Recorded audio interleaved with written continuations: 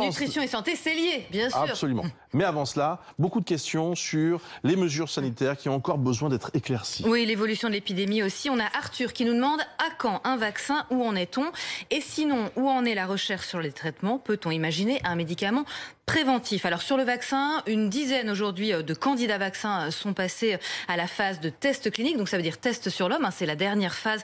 On est vraiment dans l'expérimentation. On teste sur des milliers de personnes. Mais on n'aura sans doute rien avant le début de l'année prochaine. Toujours pas de traitement miracle. En revanche, on sait mieux prendre en charge les patients en réa, notamment pour calmer le fameux orage cytokinique, la surréaction du système immunitaire. Et puis alors, aura-t-on un médicament qui empêcherait d'attraper le Covid? Ça, c'est intéressant. Et pour la première fois ce matin, le président du conseil scientifique était assez confiant, Jean-François Delfraissy, qui y croit. Écoutez.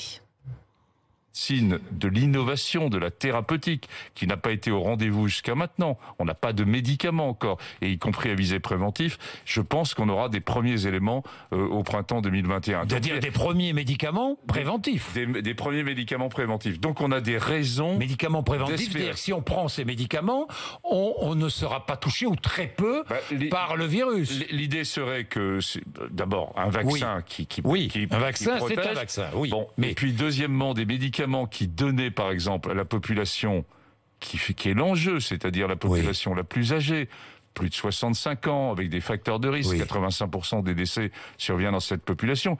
Si vous trouvez un médicament, un spray nasal par exemple, ou un comprimé par jour d'un médicament qui permet de prévenir, vous voyez bien qu'on change la donne sur ce qui pourrait se passer. Nous ne l'avons pas, je m'empresse de dire que nous ne l'avons pas. Mais l'ensemble des industriels sont en train de travailler sur une stratégie de ce type. Voilà, et si le président du conseil scientifique en parle, c'est que quand même, on s'en rapproche et on comprend que ça changerait tout. Bon, Jean-François Delfraissy qui nous a aussi quand même dit qu'on avait encore 6 mois difficiles devant nous. Le virus est encore là pour un certain temps, jusqu'à l'été prochain. Vous imaginez les fiancés?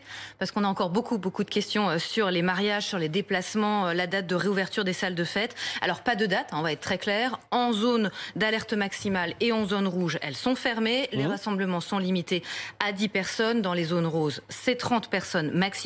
Lucien et André nous disent un rassemblement de personnes venant de Marseille, où on est en zone maximale, pour un mariage de 100 à 120 personnes dans un village du Gard, est-ce autorisé? Alors à ce jour, il n'y a pas d'interdiction de déplacement. Ça vaut pour les vacances de la Toussaint, ça vaut pour les week-ends. C'est pas autorisé, mais restez chez vous. Mais il y a un peu ça. Ce genre de fête familiale et amicale, c'est très fortement déconseillé évidemment par les autorités. Le Gard est en rose, donc c'est limité à 30 personnes dans l'espace public. Mais encore une fois, dans l'espace privé, les préfets n'ont aucun pouvoir d'interdiction. Donc tout ce qu'ils peuvent faire, c'est très fortement, encore une fois, déconseiller ce genre de réunions qui, on le sait, sont à l'origine de pas mal de clusters.